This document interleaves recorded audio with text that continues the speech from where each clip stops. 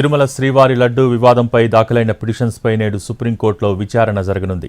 Justice BR Gavai, justice KV విశ్వనాథన్లతో కూడిన ధర్మాసనం విచారణ చేపట్టనుంది.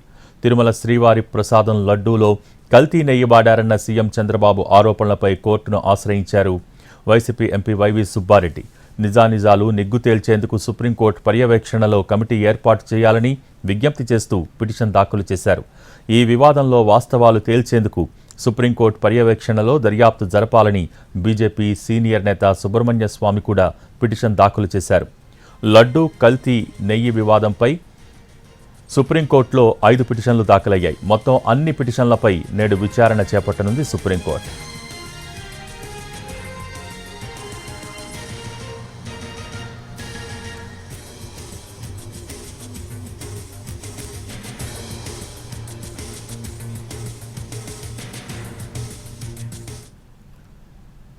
ఎన్డీడీబీ ల్యాబ్ నివేదికపై ఫోరెన్సిక్ ఆడిట్ జరపాలని విజ్ఞప్తి చేస్తున్నారు YCP MP YV Subbareddy.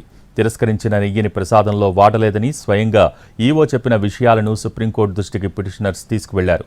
Lab report తయారీ వెనుక రాజకీయ దురుద్దేశాలు ఉన్నాయా అనేది కూడా తేల్చాలని పిటిషన్లో విన్నవించారు.